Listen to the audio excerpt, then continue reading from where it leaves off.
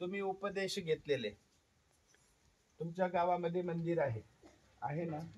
रोज आरती होते मंदिरामध्ये, तुम्ही तुमच्या घरी पण आरती करता. आरती केल्यानंतर तुम्ही जय जयकार करताना तुम्ही 5 अवताराचा जय जयकार करताना, आणि त्याच्यानंतर दुसरा एक जय जयकार आहे, 1650 तीर्थस्थान की जय. हा एक जय जयकार. 1650 तीर्थस्थान की जय म्हणजे परमेश्वर धर्माचे 1650 तीर्थस्थान आहेत या भूमीवर. किती? 1650 तीर्थस्थान आहेत. आणि त्या 1650 तीर्थस्थानांपैकी हे खनेपुरीचं एक आहे. त्या 1650 तीर्थस्थानामधलं हे एक स्थान आहे. आणि या 1650 तीर्थस्थानाचा इतिहास 800 वर्ष पासून हा इतिहास आहे. किती वर्षापासून आहे या 1650 तीर्थस्थानाचा इतिहास? 800 वर्षापासून. या स्थानाचा इतिहास 800 वर्षापासून आहे. आणि त्यानंतर मागे धक्का नका लागू. त्यानंतर दुसरा एक जय जयकार आहे, आणि तो जय जयकार आहे सत्य सनातन महात्मा धर्म की जय. बरोबर आहे का नाही? 2 जय जयकार म्हणतो. 1650 तीर्थस्थान म्हणले की 800 वर्षापासून याचा इतिहास आपल्या डोळ्यासमोर येतो. आणि सत्य सनातन महात्मा धर्म म्हणलं की सृष्टीच्या आरंभापासून या तीर्थस्थानाचा इतिहास आपल्या डोळ्यासमोर येतो. आता सृष्टीच्या आरंभापासून या तीर्थस्थानाचा इतिहास कसा, परंपरा कशी, ती तुम्हाला मी सांगतो. श्रीमद भगवद्गीतेमध्ये भगवान श्रीकृष्णांनी अर्जुनाला निरोपण केलेला आहे. 14व्या अध्यायामध्ये 3रा व 4था श्लोक आहे, आणि याच्यामध्ये सृष्टीच्या आरंभापासूनचं वर्णन आलेलं आहे. भगवान श्रीकृष्ण अर्जुनाला सांगतात की हे अर्जुना, मी साकार रूपाने तुझ्या समोर आज उभा आहे. श्रीकृष्ण भगवंत काय म्हणतात? मी साकार रूपाने आहे. बासरी आहे, सावळा रंग आहे माझा, मोर मुकुट आहे, हे साकार रूपाने मी तुझ्या समोर उभा आहे. परंतु मी पूर्वी निराकार अवस्थेमध्ये. परमेश्वराच्या 2 अवस्था आहेत, एक साकार रूप, एक निराकार रूप. आणि निराकार अवस्थेमध्ये असताना परमेश्वर माझ्या ठिकाणी दया, मया, कृपा, करुणा हे 4 गुण आहेत.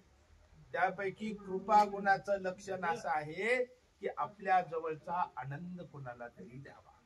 परमेश्वराचं स्वरूप आनंदमय असल्यामुळे परमेश्वर मोक्ष देतो ह्या जीवाला, आणि तो मोक्ष कुणाला तरी द्यावा असं परमेश्वराला वाटलं. पण आता घेण्यासाठी कोण आहे? अहो, दान देणारा आहे, परंतु भिक्षा घेणारा याचक पाहिजे की नाही? तरच दान देणाऱ्याला अर्थ आहे. आणि मग परमेश्वराने पाहिलं तर देवता या बंधनात आहेत, या बाहेरून गेलेलं आनंद घेऊ शकत नाही. प्रपंच हा जड मूळ आहे, त्यालाही आनंदाचा उपयोग नाही. आणि मग राहिला जीव, हे अनंत जीव चैतन्य मायेच्या स्वरूपामध्ये पडून होते, आणि ते परमेश्वराचा आनंद घेऊ शकत होते, ते मोक्षाचे अधिकारी होते. आणि मग त्या जीवांना मोक्ष द्यावा तर त्यांच्यामध्ये एक अविद्या नावाचा दोष आहे, आणि तो दोष असल्यामुळे तो आनंद त्या जीवापर्यंत पोहोचू शकत नाही. आणि म्हणून त्या जीवाला त्या अविद्या दोषापासून मुक्त करणं पहिले गरजेचं होतं. आणि या जीवाला अविद्या दोषातून मुक्त करायचं असेल तर सृष्टीची रचना केली पाहिजे, हे परमेश्वराने जाणलं. आणि मग सृष्टीची रचना करण्याची आज्ञा आपली जी मुख्य शक्ती आहे, महत ब्रह्म म्हणजे चैतन्य माया, त्या चैतन्य मायेला त्या सृष्टीची रचना करण्याची परमेश्वराने काय केली? आज्ञा केली. तर याचं वर्णन श्रीकृष्ण भगवंत कसं करतात? श्रीकृष्ण भगवंत म्हणतात की मम योनीर महत ब्रह्म तस्मिन गर्भम दधाम्यहम. मी निराकार परमेश्वर, माझी मुख्य शक्ती जी आहे चैतन्य माया महत ब्रह्म, आणि तिच्या गर्भामध्ये मी माझ्या ह्या आज्ञेचं बीज टाकलं. म्हणजे तिच्या स्वरूपामध्ये मी आज्ञा टाकली, आज्ञेचं बीज टाकलं. तर भगवंत काय म्हणतात? मम योनीर महत ब्रह्म, माझी जी योनी महत ब्रह्म म्हणजे चैतन्य माया, तिच्या गर्भामध्ये मी ही आज्ञेचं बीज टाकलं की तू ह्या सृष्टीची रचना कर. संभव सर्वभूतानाम ते सर्व रचना कर, ही सृष्टी मी आज्ञा केली आणि माझ्या आज्ञेनं कार्याला लागली ती चैतन्य माया आणि त्या चैतन्य मायेने आणि शेवटी भगवंत म्हणतात की अहम बीज प्रद पिता, मी बीज टाकणारा सर्वांचा पिता आहे. परमेश्वर सगळ्यांचा पिता आहे. म्हणून आपण प्रार्थना करतो, त्वमेव माताच पिता त्वमेव त्वमेव बंधुच सखा. परमेश्वर सर्वांचा पिता आहे. आणि मग त्या पित्याने आज्ञा केली, चैतन्य मायेने सृष्टीची रचना केली आणि 4 युग त्या ठिकाणी स्थापन केली. किती? त्या 4 युगाचे नाव काय आहेत? कृतयुग, त्रेतायुग, द्वापार युग आणि कलियुग. हे 4 युग स्थापन केले. सृष्टीची रचना झाली, कृतयुग सुरुवात झाला आणि सुरुवातीचा काळ, आणि तिथे मानस सरोवराच्या काठी ब्रह्मदेव बसलेले आहे. ब्रह्मदेवाला किती मुख आहेत? 4. त्यांना चतुरानन असं म्हणतात. आणि ब्रह्मदेवाच्या समोर सनक, सनकादिक, सनंदन आणि सनातन हे 4 पुत्र त्यांना उत्पन्न झाले. आणि ते सनकादिक ब्रह्मदेवाला म्हणाले, आम्हाला ज्ञान निरोपण करा. नुसतं जन्माला घातलेले लेकरं म्हणजे पित्याचं काम संपलं का? नाही, त्याला ज्ञान देणं सुद्धा पित्याचं कर्तव्य आहे. आणि ते पुत्र म्हणाले, सनकादिक हे पिताश्री आम्हाला ज्ञान द्या. आणि त्या ब्रह्मदेवाकडे 4 वेदांचे ज्ञान, सामवेद, ऋग्वेद, यजुर्वेद आणि अथर्ववेद. आणि त्या ब्रह्मदेवानी आपल्या जवळील हे 4 वेदांचं ज्ञान त्या सनकादिकांना दिलं. आणि त्या ठिकाणी देवता धर्माची स्थापना. वेदामध्ये सगळं देवतांचं ज्ञान आहे.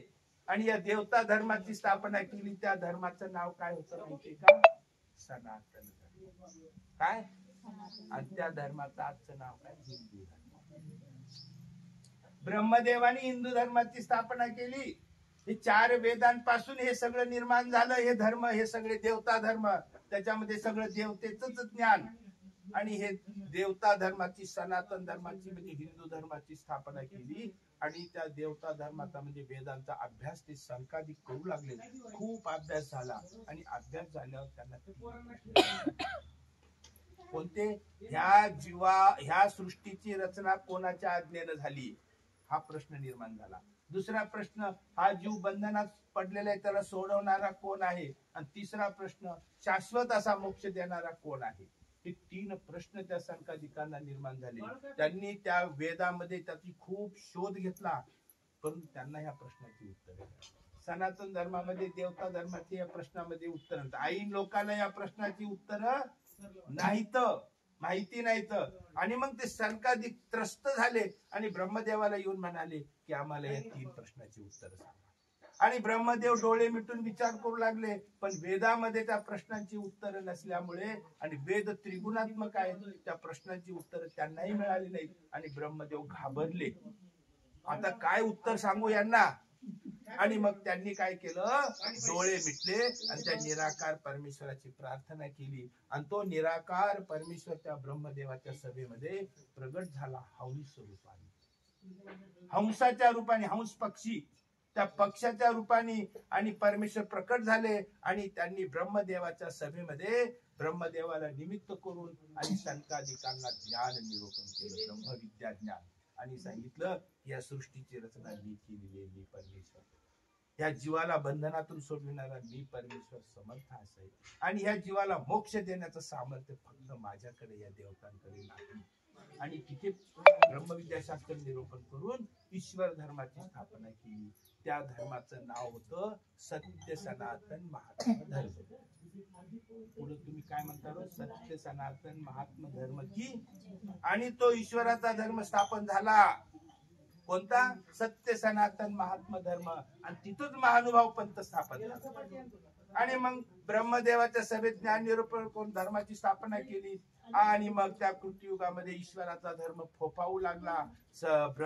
हंस प्रभूंनी दिलेलं ज्ञान लोकांपर्यंत पोहोचलं, लोकांना ज्ञान मिळू लागलं. आणि ते ज्ञान झालेल्या लोकांमध्ये 2 वर्ग निर्माण झाले. एक त्या ज्ञानाप्रमाणे आचरण करणारे, ते गेले उद्धरून. आणि दुसरे ज्ञान प्राप्त झालं तरी तसं न वागता त्या ज्ञानाकडे पाठ फिरवून अंधाराकडे वाटचाल करणारे, म्हणजे त्या ज्ञानाला फेटाळून लावणारे दुसरे दोन गट, एक अनुसरणारे आणि एक ननुसरणारे. ज्यांनी हंस प्रभूंचं ऐकलं ते उद्धरून गेले, ज्यांनी हंस प्रभूंनी सांगितलेलं असून सुद्धा ऐकलं नाही त्यांची अधोगती झाली, त्यांचं जीव स्वरूप मिळालं आणि त्यांना खालच्या युगात ढकललं. वरच्या युगातून ते खालच्या युगात आपसूक आले. खालचं युग होतं त्रेतायुग. त्रेतायुगामध्ये ते पुन्हा मनुष्य जन्मामध्ये ते जीव जन्माला आले, परंतु तोपर्यंत ईश्वराने स्थापन केलेला, हंस प्रभूंनी स्थापन केलेला धर्म बुडाला, त्याला ग्लानी आली. त्रेतायुगामध्ये सगळीकडे अधर्म माजला आणि परमेश्वराने तर सांगितलेलं आहे, यदा यदा हि धर्मस्य ग्लानिर्भवति भारत. जेव्हा जेव्हा धर्माला ग्लानी येते तेव्हा तेव्हा मी अवतार घेतो, असं परमेश्वरांनी वचन दिलेलं आहे. त्याप्रमाणे कृतयुगामध्ये हंस प्रभूंनी स्थापन केलेला धर्म, तो परमेश्वराचा धर्म त्रेतायुगामध्ये बुडून गेला. परमेश्वरांनी पाहिलं मला अवतार घेतला पाहिजे आणि मग परमेश्वर श्री दत्त रूपाने आले. बद्रिकाश्रमाला अत्रि ऋषी अनुसयेच्या ठाई परमेश्वराने श्री दत्त प्रभूच्या रूपाने, आणि त्या श्री दत्त प्रभूंनी पुन्हा यदू राजा, अरळक राजा, शस्त्रार्जुन राजा या सगळ्यांना पुन्हा ज्ञान निरूपण केलं. जे शास्त्र हंस प्रभूंनी सांगितलं होतं तेच ज्ञान त्रेतायुगामध्ये सांगितलं. पुन्हा धर्माचे, पुन्हा हा धर्म वाढू लागला. पुन्हा त्या धर्मामध्ये दोन रंगाचे लोक जन्माला आले, एक धर्माप्रमाणे वागणारे आणि दुसरे धर्माच्या विरोधात वागणारे. धर्माप्रमाणे आचरण करणारे गेले उद्धरून, आणि जे धर्माच्या विरोधात वागले, दत्तात्रय प्रभूंची आज्ञा पालन नाही केल्या, त्यांचं अर्ध जीव स्वरूप मिळालं आणि त्यांना खालच्या युगात. खालचं युग कोणतं? द्वापार युग. आणि मग हे सगळे जीव द्वापार युगामध्ये आले, पण तोपर्यंत श्री दत्त प्रभूंनी सांगितलेला धर्म सुद्धा बुडून गेला, त्याला ग्लानी आली. परमेश्वरांनी पाहिलं की मी स्थापन केलेला धर्म बुडाला, आता मला अवतार घेतला पाहिजे. आणि मग परमेश्वरांनी श्रीकृष्ण रूप आले आणि कुरुक्षेत्र भूमीवरती प्रिय भक्त अर्जुनाला आणि श्रीमद भगवद्गीतेच्या रूपाने ब्रह्मविद्या ज्ञान निरूपण केलं. आणि पुन्हा जे शास्त्र हंस प्रभूंनी सांगितलं होतं, जे शास्त्र श्री दत्तात्रय प्रभूंनी सांगितलं, तेच ब्रह्मविद्या शास्त्र द्वापार युगामध्ये श्रीकृष्णाने गीतेच्या रूपाने सांगितलं. आता धर्म सांगितला, धर्म वाढू लागला, त्याच्यामध्ये पुन्हा दोन गट निर्माण झाली. एक त्या धर्माप्रमाणे वागणारे ते गेले उद्धरून, आणि पांडव गेले उद्धरून, आणि श्रीकृष्णांनी सांगून सुद्धा त्याप्रमाणे न वागणारे कौरव पक्षाचे लोक, आणि त्यांचं सगळं जीव स्वरूप मिळालं. धर्म समजावून सांगून सुद्धा ऐकलं नाही त्यांनी. काय ऐकलं? श्रीकृष्ण राजसभेमध्ये जाऊन म्हणले, पण ऐकलं का त्यांनी? आणि मग त्यांचं पूर्ण जीव स्वरूप मिळालं आणि त्यांना खालच्या युगात टाकलं. खालचं युग कोणतं? आणि या कलयुगामध्ये आपण सगळी गर्दी जमा केली. कृतयुगामध्ये नाही ऐकलं, त्रेतायुगामध्ये नाही ऐकलं, द्वापार युगामध्ये नाही ऐकलं, आणि या कलयुगामध्ये आपण सगळे जन्माला आलो. 3 युगामध्ये ज्ञान देऊन सुद्धा आपल्या डोक्यामध्ये घुसलं नाही. आपण जन्माला आलो, आपण पतित, म्हणजे 4 वेळेस सांगितलं. कृतयुगामध्ये 1 वेळ सांगितलं की ते आचरणाला लागत होते. त्रेतायुगामध्ये 2 वेळेस सांगितलं तर आचरणाला लागायचे.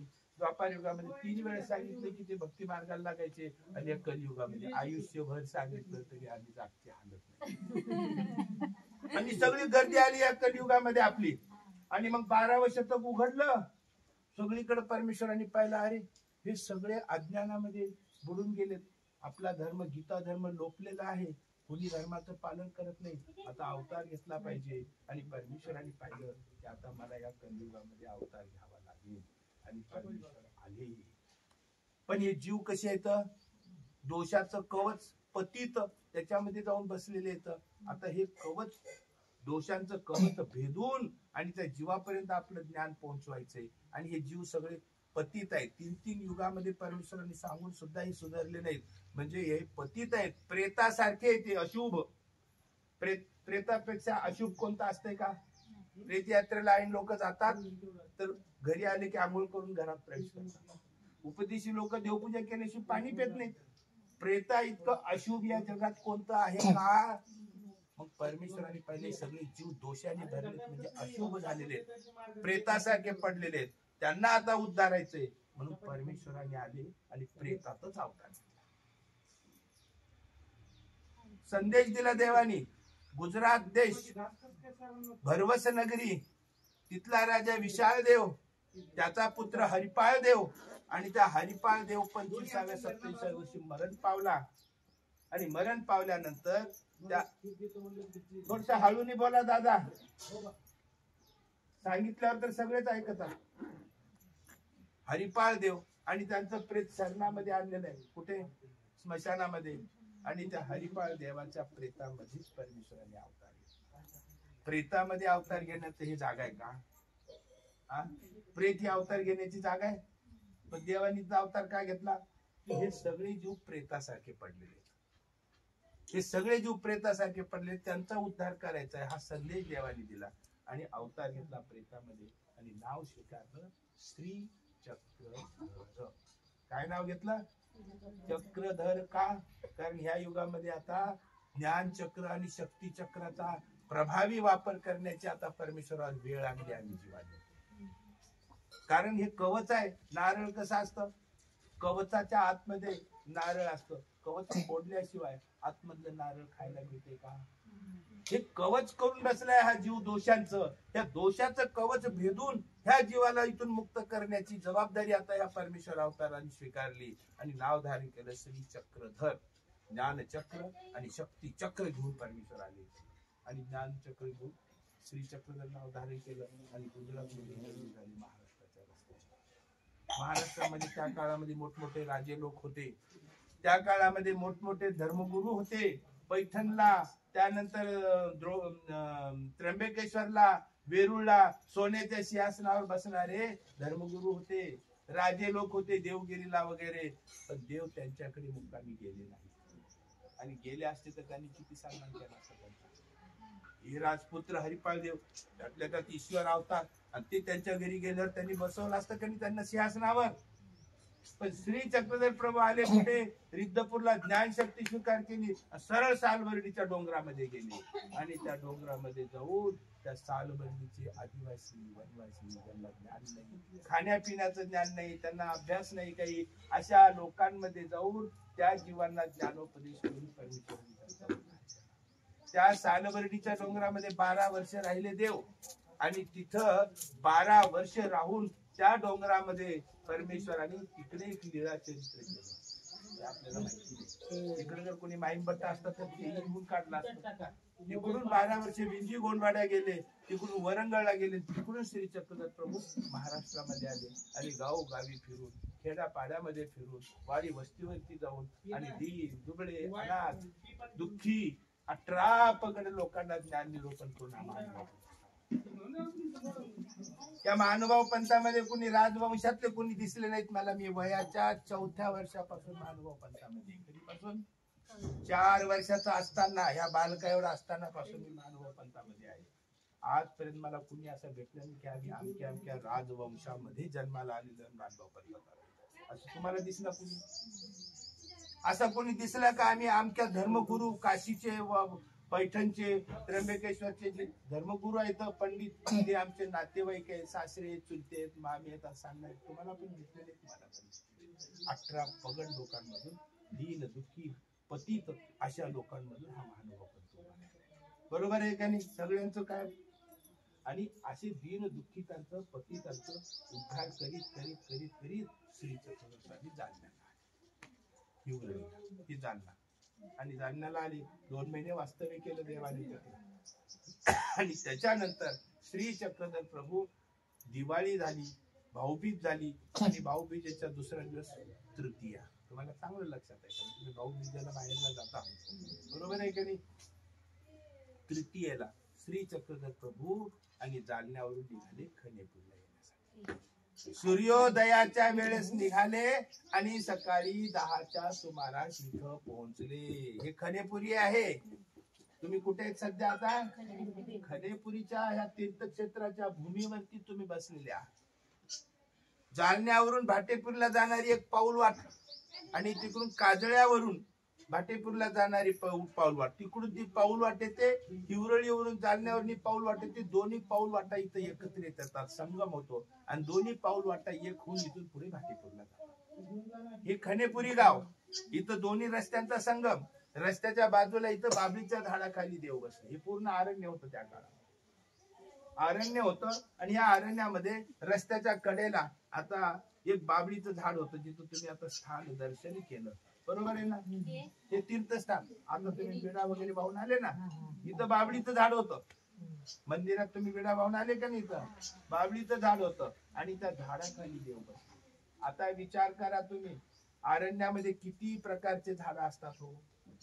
उंच सावलीचे झाड असतात, फळांचे झाड असतात, फुलांचे झाड असतात, अनेक प्रकारचे झाड असतात त्यांनी. आणि त्याच्यामध्ये बाबळीचं असतं का नाही. मग तुम्ही अरण्यात गेल्यावर बाबळीच्या झाडाखाली बसता का चांगल्या झाडाखाली बसता, का बाबळीच्या झुडपाखाली बसता. त्या बाबळीला रूप नाही, रंग नाही, फळ नाही, फुल नाही, बसा. त्या बाबळीच्या झाडाला रूप नाही, रंग नाही, फळ नाही, फुल नाही, सगळे त्या बाबळीच्या झाडाला दूर करतात. बागेमध्ये कुणी त्याला खत पाणी घालून वाढवते का बाबळीला. तुमच्या घरासमोर एखादं बाबळीचं झाड उगवलं तर तुम्ही काय करता, पहिले त्याला तोडता आणि दूर नेऊन टाकता. म्हणजे ते रंजलेलं गांजलेलं झाड आहे, दुःखी असतंय, त्याला जवळ कुणी करत नाही. पण दयाळू, मायाळू, कृपाळू, कनवाळू परमेश्वर श्री चक्रधर प्रभू जे दुःखीस्त आहेत त्याला आधी जवळ करून त्याचा उद्धार करणारे ईश्वर अवतार. पतित पावन, पतित उद्धारक ईश्वर अवतार. आणि श्री चक्रधर प्रभू त्या बाबळीच्या झाडाखाली बसले आणि समस्त या मानव जातीला सांगितलं, आम्ही दीन दुःखिताचे, रंजल्या गांजल्यांचे आम्ही पहिलं त्यांचे जाऊन अश्रू पुसणारे ईश्वर अवतार आहोत. कृतयुगामध्ये आकाश मार्गी येऊन ज्ञान सांगितलं, त्रेतायुगामध्ये ऋषी लोकांमध्ये ज्ञान सांगितलं परमेश्वरांनी, द्वापार युगामध्ये राजे लोकांमध्ये फिरून ज्ञान सांगितलं श्रीकृष्ण भगवंतांनी. पण आम्ही या कलियुगामध्ये रंजलेले, गांजलेले, दीन दुःखी यांचे पहिले अश्रू पुसण्याचं आम्ही ठरवलेलं आहे आणि त्यांच्या उद्धारासाठीच आम्ही परिभ्रमण करत आहोत. आणि हे सांगण्यासाठी देव बाबळीच्या झाडाखाली बसले. सकाळी 10ची वेळ, देव बसलेले आहेत. बाईसा नातोबानी झोळ्या काढल्या, देवाला दंडच केला आणि भिक्षेला गेले. थोड्या वेळात भिक्षा घेऊन आली, देवाला धोरी दृष्टीपूत केली, गुरुळा विडा झाला, भक्तिजन देवाच्या समोर बसले आणि मग देवाने निरोपण. पूर्ण लीळा चरित्रामध्ये फार श्रेष्ठ प्रकारचं निरोपण आहे हे. पण इथं मध्यंतरी 200 वर्ष कोणी साधू नव्हते राहत इथं, म्हणून या लीळेचा प्रचार आणि प्रसारच झाला नाही. आणि इथं देव म्हणतात भक्तजनांना की अरे अरे अरे अरे, हा अवघा जणू ठकला ठेला असे, कवनी यांचे ठक फेरिता नाही, तू का ठकलासी ऐसे कवनी म्हणते नाही. श्री चक्रधर प्रभू म्हणतात की हा सगळा समाज ठकवल्या गेलेला आहे, फसवल्या गेलेला आहे. यांना चुकीचं ज्ञान सांगितलं. त्या काळातले जे धर्मगुरू होते ते या समाजाला उद्धाराचं ज्ञान सांगत नव्हते, फसवणारं ज्ञान सांगत होते. धर्मगुरू काय सांगत होते त्या काळातले, देवी देवतेची भक्ती करा, तामस देवतेची भक्ती करा, समाधीची भक्ती करा, भूता प्रेताची भक्ती करा, व्रत वैकल्य करा, उपवास तापास करा आणि सती जा. हे ते सांगत होते. गीतेतलं, श्रीमद भगवद्गीतेतलं ज्ञान हे समाजाला सांगत नव्हते, असंच फसवणारं ज्ञान सांगत होते. आणि क्षुद्र देवी देवतेची भक्ती, व्रत वैकल्य, उपवास तापास, सती गेलं म्हणजे ह्या जीवाला दुःख भोगावं लागत होतं, ते सांगत होते. म्हणजे ह्या समाजाला फसवत होते, चुकीचा मार्ग दाखवत होते. त्या काळामध्ये सती प्रथेचं किती स्तोम होतं. काय म्हणायचे, नवरा मेला की जा सतीवरती, सरणावरती, गावोगावी असे चित्ता पेटायची. तिकडे नवऱ्याची चित्ता आणि ते नवरा मेला की त्यांच्या स्त्रियाच्या चित्तेवरती उडी मारून मारायच्या. पूर्वी लई प्रथा होती, सती प्रथा. आणि हे सगळे धर्मगुरूंच्या मार्गदर्शनाने चाललेलं होतं, ते ठकवत होते. श्री चक्रधर प्रभू सांगतात की ह्या शरीरामध्ये, मनुष्याच्या शरीरामध्ये ब्रह्मा आहे, विष्णू आहे, महादेव आहे. मनुष्याच्या शरीरामध्ये संलग्नाच्या रूपाने चैतन्यमाया आहे. 81 कोटी 1.25 लक्ष 9 देवतांच्या पिंडस्थ आहेत आणि जीव पण आहे या शरीरामध्ये. असं हे शरीर म्हणजे जे ब्रह्मांडामध्ये आहे ते या शरीरामध्ये आहे. ज्याची मान ब्रह्मांडी त्याची पिंडी. आणि हे पिंड हनन केली, ब्रह्मांड हनन केले होय. या शरीराचा जर घात केला ना मनुष्य देहाचा, तर एक ब्रह्मांडाची हत्या केल्या इतकं पाप लागतो. आणि अशा जीवाला 13 प्रकारचे नरक होतात. स्वतःचा घात करणं, स्वतःच्या शरीराचा घात करणं किंवा दुसऱ्या कोणाच्या शरीराचा घात करणं, हत्या करणं, याच्या इतकं महापाप या जगामध्ये दुसरं कोणतंही नाही. आणि अशा प्रकारे स्वतःच्या शरीराचा घात केले असता किंवा इतर कोणाच्या शरीराचा घात केले असता 13 प्रकारचे नरक या जीवाला भोगावे लागतात. इतकं महान पाप आहे. पण त्या काळातले धर्मगुरू काय म्हणत होते की जा तुम्ही सती जा, म्हणजे शरीराचा घात करायला सांगत होते. पण घात केल्यामुळे त्या जीवाला किती दुःख भोगावं लागत होतं हे त्यांना माहिती नव्हतं किंवा सांगत नव्हते, आणि त्यामुळे ते जीवाला फसवत होते. श्री चक्रधर सांगतात की हा अवघा जणू ठकला ठेला असे, कवनी यांचे ठक फेडिता नाही, तू का ठकलाशी ऐसे कवनी म्हणते नाही. हे सगळं ठकवलं गेलंय आणि आम्ही या जीवांचा उद्धार करण्यासाठी गावोगावी हे देव इथं निरूपण करत होते. सगळं वातावरण शांत होतं, प्रसन्नता पसरलेली होती. आणि ते जे भारद्वाज नावाचा पक्षी कुठेतरी बसलेला, त्यांनी पाहिलं की एक ईश्वर अवतार बाबळीच्या झाडाखाली बसलेत आणि सर्व जीवांच्या उद्धाराची तळमळ बोलून दाखवतायत. तो देवाकडे वेधल्या गेला, आकर्षित झाला आणि देवाच्या समोर एका झुडपावर येऊन बसला आणि देवाच्या श्रीमूर्तीचं दर्शन घेतलं. त्याला आनंदाच्या उकळ्या फुटायला लागल्या. तो आनंदामध्ये न्हावून गेला, त्याची समाधी लागली आनंदाची. माईन भट्टांनी त्या पक्षाचा उल्लेख केलेला आहे. या अरण्यामध्ये काही एकुलता एक पक्षी असेल का? या अरण्यामध्ये अनेक प्रकारचे पक्षी असतील ना, मग त्यांचा उल्लेख का नाही केला माईन भट्टांनी? कारण ज्याच्या हृदयामध्ये माझ्या ईश्वराचं श्री चक्रधर प्रभूंचं नाव, त्याच मला ओळख आणि त्याचीच मला आठवण. बरोबर आहे का नाही?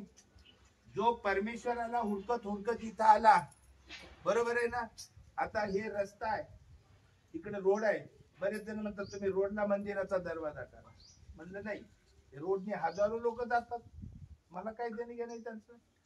त्यांच्यामधून काही मोजके लोक इथं विचारत येतात का हो आमच्या धर्माचे श्री चक्रधर प्रभू ईश्वर अवतारी इथं बसले होते, इथं त्यांचं स्थान आहे, कुठं आहे ते? असं विचारत इथं आले. देवाला हुडकत आले ना, जसे तुम्ही आले. मग त्यांचं देवाला हुडकत आले त्यांचं आणि आमचं नाव. तुम्ही आले आम्हाला दंडवत केला, आम्ही आलो तुम्हाला या बसा म्हणलो. म्हणजे तुमच्या हृदयात श्री चक्रधर, आमच्या हृदयात श्री चक्रधर. बरोबर आहे का नाही? जो परमेश्वराचा आहे त्याच नाव काढावं. माईन भट्टांनी त्या भारद्वाज पक्षाचा उल्लेख केलाय, बाकी कुठल्याच पक्षाचा उल्लेख नाही केला. निराते भारद्वाज पक्षी त्या देवाकडे वेधला, तिथे येऊन बसला, तो देवाचं दर्शन घेऊ लागला. बराच वेळ झालेला होता. बाईसांनी उपहार काढला, देवानी इथं आरोग्य केली, भोजन केलं. नंतर भक्तीजनांनी प्रसादाचं भोजन केलं आणि मग नंतर थोडा वेळ देव इथं थांबले. आता इथलं उद्धाराचं कार्य आटोपलेलं होतं. ज्या जीवांच्या कणवेमुळे देव इथं आले होते त्या सर्व जीवांचं कल्याण केलं देवानी. आता देव निघाले पुढे पण अनेक जीव देवांची वाट पाहत होते. देवाची श्री चक्रधर प्रभू निघाले आणि बाईसा नाथोबा सुद्धा देवाच्या सोबत निघाले. आणि भारद्वाज पक्षी आता तो देवाला सोडायला तयार नव्हता, तोही देवाच्या सोबत निघाला. आता बघा कौतुक, तो पक्षी रस्त्याच्या मध्यभागी येऊन बसला आणि देव तिथपर्यंत पोहोचले. आणि मग लखुदेव मला देवानी तो पक्षी दाखवला. विचारलं पुण्य महात्मे हो, हे पाखरू कवनी ठाईचे तुम्ही जाणत असा? हे पाखरू कुठून येते याची तुम्हाला जाणीव आहे का? लखुदेव समोर आले, महाराज बाबीच्या झाडावर हा पक्षी बसला होता बऱ्याच. आणि मग देव पक्षीजनाला म्हणाले, पहा हा पक्षी आमच्याकडे वेधला गेलेला नाही, हा आम्हाला सोडून आता राहू इच्छित नाही. आम्ही एवढी वेद शक्ती धारण केलेली आहे की मानुषे तरी मानुषे, पाखिरवे तरी पाखिरवे, गोरुवे तरी गोरुवे, याते देखती आणि पाठी येऊची लागती. माणसं असो, पशु असो, पक्षी असो, आम्ही एवढी वेद शक्ती धारण केली की माणसं पशु पक्षी आमच्याकडे आकर्षित होतात.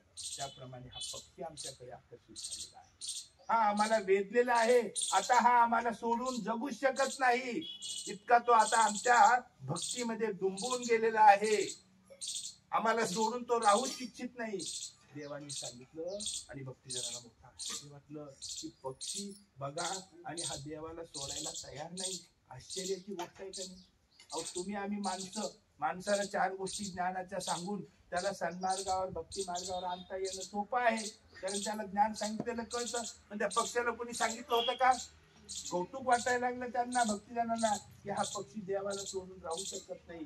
कौतुकाने सगळे भक्तिजन त्या पक्षाकडे बघू लागले. तो पक्षी देवाच्या दर्शनाच्या आनंदात बुडून गेला होता. मग देव त्या पक्षाला म्हणाले, महात्मे हो, आता तुम्ही जा. जा म्हणजे दूर लोटण्याचा भाव नव्हता देवाचा. देवाचा दूर लोटण्याचा भाव नव्हता. कारण माता असते ना, मातेला वाटतं की आपल्या लेकराला कणभरही दुःख होऊ नये. परमेश्वर तर अनंत जन्माची माता आहे. आपल्या एका एका जन्माच्या ह्या सगळ्या माता आहेत. बरोबर आहे का नाही? परमेश्वर अनंत जन्माची माता आहे. आणि त्या मातेला तर वाटते जीवाला कणभरही दुःख होऊ नये. आता हा पक्षी आपलं घरट सोडले, आपलं वन सोडले, झाड झुडप सोडले, आपल्या सोबत निघालाय. त्या भक्ती लोकांमध्ये तो मिसळून जाईल. परंतु हा वनात राहणारा जीव जर मनुष्याच्या सोबत राहिला तर सुखाने राहू शकेल का तो? माणसं काय कुतूहलाने त्याच्या पाठीवरून हात फिरतील, त्याच्या डोक्यावरून हात फिरतील, एखादं पोरग त्याचा पंख ओढेल, एखादा खडा मारील दुरून. तो सुखाने राहू शकेल का मनुष्याच्या संगतीमध्ये? तो त्याचं घर जिथं तिथं तो राहू शकेल. म्हणून देवाला वाटलं की याला उपद्रव होऊ नये. देव म्हणतात, असंच अर्थ असला पाहिजे त्याचा. देव म्हणतात, महात्मे हो, आता तुम्ही जा. जिथं राहाल तुम्ही तिथून आमचं चिंतन करा, आम्ही तुमचा उद्धार करू. महात्मे हो, आता तुम्ही जा. ही आज्ञा त्या पक्षाला कळाली. त्यांनी देवाचं दर्शन घेतलं, एक प्रदक्षिणा घातली आणि तो पक्षी निघून गेला अज्ञात स्थळी. पुढे चालून त्याचा उद्धार झाला. आणि मग त्या दिवशी श्री चक्रधर प्रभू भक्तिजनांसह पाटीपूरला गेले. तिथे थांबले मुक्कामी. तेथून जीवाचा उद्धार केला. तिथून गाढे सावरगावला गेले, तिथून करडगावला गेले, तिथून धाकेपळ आहेरमलला गेले, तिथून रामसगावला गेले आणि तिथून पंचाळेश्वरकडे गेले. त्या प्रदेशातील जीवांचा उद्धार करण्यासाठी गेले. असे दयाळू, मयाळू, कृपाळू, कनवाळू परमेश्वर ह्या खनेपुरी येथे आले आणि ते भारतभाग पक्षाला गेले. आणि त्यामुळे तेव्हापासून इथे अनंत जीवांचं दुःख निवारण होऊ लागलं.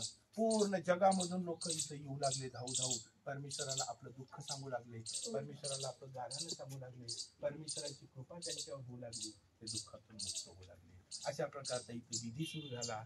तो पितृदोष नाशक विधी, काळ सर्प नाशक विधी, 65,000 दोष नाशणारा विधी इथं सुरुवात झाला. जोही कुणी 108 वेळे इथं वाहील, देवाच्या समोर आपलं दुःख सांगेल, तो दुःखातून सुटू लागला. असं या स्थानाचं महात्म्य वाढत वाढतच गेलं. आज पूर्ण देशातून जगातून लोक इथे येतात, आपलं दुःख सांगतात त्या दुःखातून. असं हे भारतध्वजा वेद तीर्थस्थान आहे. तुम्ही या ठिकाणी आलेले आहात.